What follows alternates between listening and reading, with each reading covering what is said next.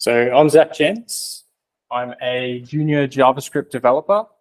I'm currently looking for work. I didn't say it earlier. I want to say it now. Mainly Svelte and React, but I'm kind of framework agnostic. So if you're looking to hire, please hire me. This talk, I titled it Coding 1000% Faster Without Breaking Your Fingers. I couldn't fit the title on here, so I'm just calling it Coding Fast. Hands up if you can touch type. Anyone here able to touch type without looking at the keyboard? That's not many people. Hands up if you can touch type. Wow, okay. So touch typing, you put your index fingers on F and J, and you've got to type without looking at the keys. So you've got to just by feel memorize where everything is. As opposed to hunt and peck, where you use 2 or more fingers and you peck at the keyboard and you've got to constantly look down. And this is quite an issue because when you're looking down at the keyboard, you're not looking up at the screen. So often in coding, you're constantly looking at the screen, you're figuring out how to rewrite this function 1,000 times. You're going to be looking at the screen. And when you're looking down at the keyboard constantly, it's a huge waste of time and it's actually painful for your neck, which is why I taught myself touch typing. I use this site, Keyboardcom, and you start out with just a few letters. And the idea is you type out all these letters on the screen, and it kind of generates random sort of English babble. And you start out with these few letters, and then you unlock them individually. You can see next letter to unlock is E. Actually, that's the first letter. The next letter to unlock is S after you kind of mastered these ones. And it ends up looking all green like this. And then you kind of mainly aim for the speed and accuracy. So live typing test, here we go. So if I get one wrong, it'll light up red, so the pressure's on. Oh, there we go.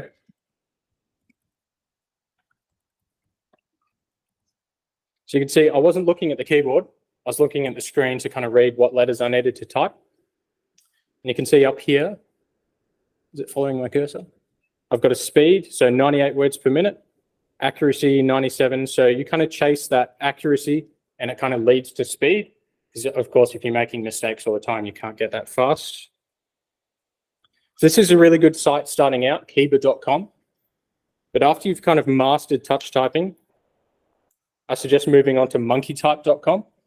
This one's actually open source, which is why I really like it. It's got much more active development. And you can see here, this is our test. And I really like the screen they give you at the end. You can see the word per minute and the accuracy and actually a graph over time. So this is MonkeyType. And it's actually real English words.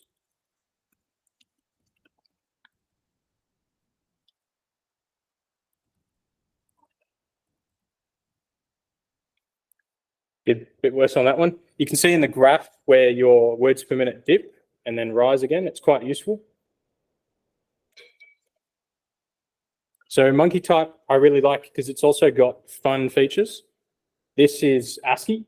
It's one of these fun box features where it just gives you any letter on the keyboard. So all the special characters, you've got to memorize where those are. And this one I've recently discovered, Simon Says. It highlights like a random letter on the keyboard and you have to quickly tap it and jump between them, which is really useful for keyboard shortcuts. So another way to get super fast at coding, 1000% faster, is memorize all the keyboard shortcuts. I actually used to go and click the save button or go and click new tab. So save, we all know Control S or you auto save it. New tab, you can actually hit Control T. And then if you've accidentally closed a tab and you want to reopen it, you can actually hit Control Shift T, which I find really useful because I'm constantly closing tabs and I won't. Now, you might get sick of holding down Control for everything, or there might not be a hotkey for what you want to do. So I suggest learning Vim. Anyone heard of Vim? More people than can touch type. Wow, okay. So on the left here, we've got classic Vim. It's been around for ages. It's actually adapted from VI, which was even older. They're basically as old as computers themselves. And on the right, we've got NeoVim, which is kind of a modern fork, adds a few features. It's basically the same thing. Now, I recommend starting out with Vim, not actually downloading Vim, but installing a plugin into your text editor. So if you're using VS Code, I'm using VS Code NeoVim with it. If you're in an IntelliJ-based editor, IdeaVim apparently is really good, or Xcode has one built in.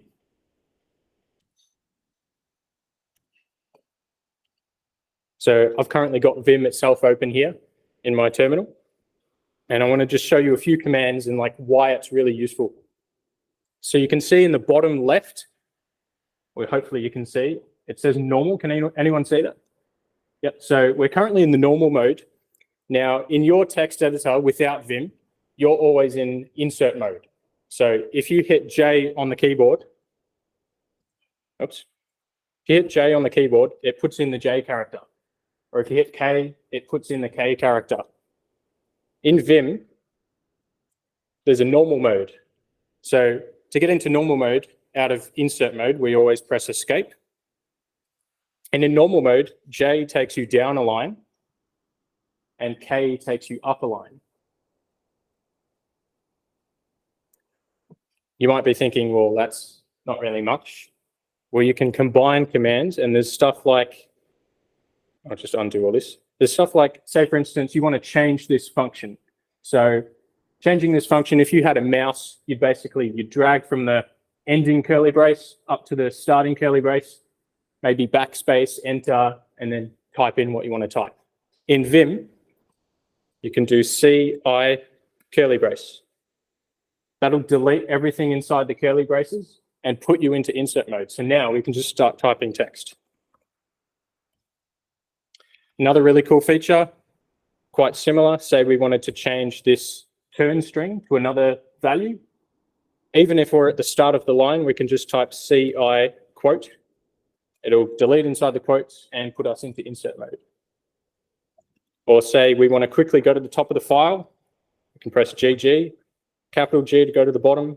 There's so many commands built into this editor. I think I know about 5% of them.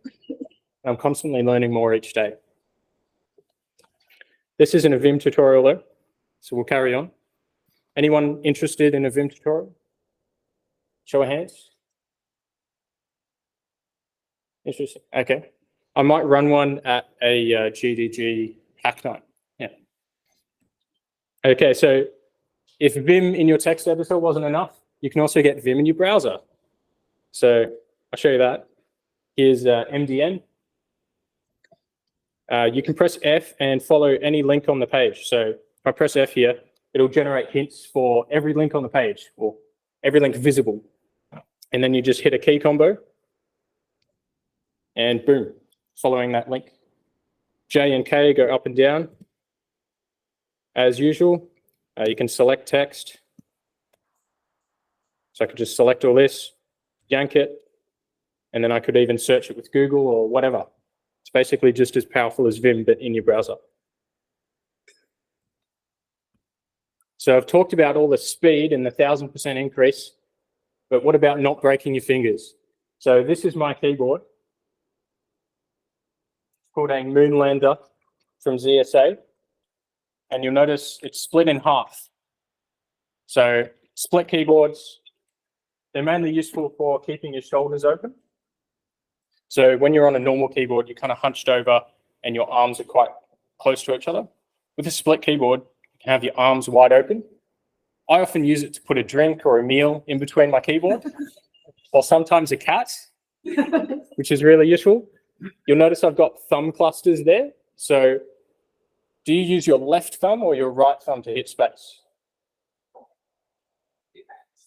Hands up for left. Hands up for right. I've got the wrong way around. Interesting. Okay. What do you do with the other thumb? Nothing. You don't do anything with the other thumb. So the thumb cluster I find really useful because I have space on one thumb and the other thumb is actually enter. So I've got a whole new key. You'll notice the layers are also, the keys are directly on top of each other in a column. That's known as columnar. So with regular keyboards, they're staggered, where if you go up to the next key, it's actually slightly off. It's not directly above it. So that's staggered. People tried out ortholinear, where it's just a plain grid, but that wasn't really comfortable either. So columnar, I really like, which is why I bought this keyboard. The keys are directly above each other, and they're kind of slanted in a way that's comfortable for your hands. And another thing with this keyboard is you can completely change what each key does.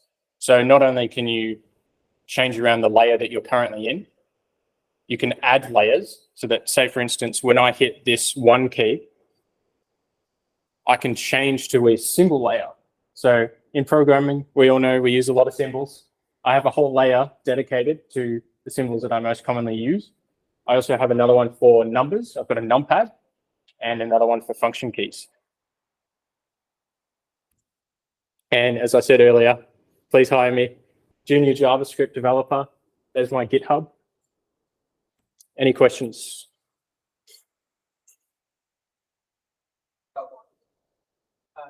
How long did it take you from going teching to where you are now? It took me a few months to get back up to my teching speed with Keybar.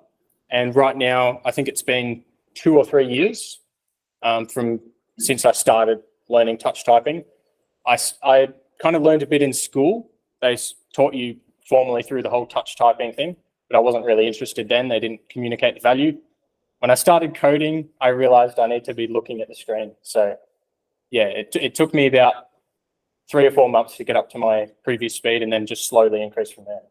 I want to know how long it took you to learn the new keyboard. Layer. Actually, only a month. Huh? Yeah. What is your maximum speed? Maximum speed. So actually, yesterday, I got this yesterday, 126, and that's a 60-second test. So a whole minute at 126 words per minute. That's, is it 20 characters a second? Yeah. Who's next? Is it your new keyboard? That's with the Moonlander, yeah. Yeah, that's with this one. So it can with the normal one, it's probably slow. A bit slower, yeah. I'm not on my laptop too much. Yeah. It's more of a comment because I've been in IT 30 years, like that.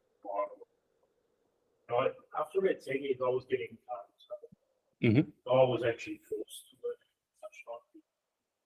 You know, you're doing that, it's going to wreck you, you're going to end up in trouble. That's what I was scared about, yeah. Yes, and I'll never look back. Like, I've never had a problem again. So, yeah, just so if you're younger and you're in this, learn to touch typing. It took me 2 weeks. And I just did 1 hour at lunchtime every day, 2 weeks. But the problem was I could do 90 words a minute fingers. Wow, that's impressive. So like you're slower when you first finish. Yeah. You're doing like 60 maybe, 70. So you're slower, but you just got to force yourself. Never look at people. I covered my hands with a blanket when I first started because I just kept looking down. Yeah. So just be disciplined. Never look at people. Find your way. Even if you make mistakes, that you'll eventually get there. First of all, thanks for the talk. You're welcome. There are times like coworkers have walked past my desk and rolled their eyes. Yeah. Thank you very much. A cool little tip is what I think for the amount of key bindings that you, and I don't think this is the fact is really talked about super much, but as much as possible, better than try to make every single key binding iconic. So I want to do what you had done earlier, press CIW and the line out make change in word. Sorry, change into curly brackets. Change into curly brackets. That makes sense. Yeah. Use paste. Either insert mode. If I want to yank inside the word, I can. If I yank it with an error of the first thing that was copying to the word, press Y on that. That's a little tip. Let's try that. dependencies everywhere. So if anyone has ever opened up main pages and it's press J in case comment out. I'll show people. Please don't slide off. Don't break the pressure cake. Yeah. It cost me like $300, I think. We're gonna move this one, I think, yeah. So that's man. Okay, so yeah, I'm hitting J on the keyboard and it's going down, K up. And you've also got the you've also got the Control D and Control U for up and down pages. Yeah, so it's used everywhere. Yeah, and even if you get into DevOps and you boot into a new machine, someone was just telling me there was no Nano editor, or definitely no VS Code. There was Vim on there though. So if you know Vim, you're fine. Yeah. Any other questions? Does having a wired keyboard help with it? I haven't noticed a difference. I've got wired and wireless. They're about the same. The main difference is if you walk away 20 more centimeters and it stops working. So you want to get a sort of Bluetooth dongle or a USB stick that's really good range. I feel I have to ask the last question, question for developers everywhere. How do you quit Vim? Yep. Okay, so it's :Q. Oops. There we go. So this is a common issue where you've edited the file, but you haven't saved it. So it's basically just, it's one of those dialogues that's like, do you want to save before exiting? So I can just retype that with an exclamation mark and it's basically yelling at it. Or I could type WQ and that writes and saves. It'd be like save and quit. Yeah. You can also do Shift ZZ and that also does the same thing. There's so many keybinds to learn. It's a lot of fun. Great. Thanks very much. Thank you.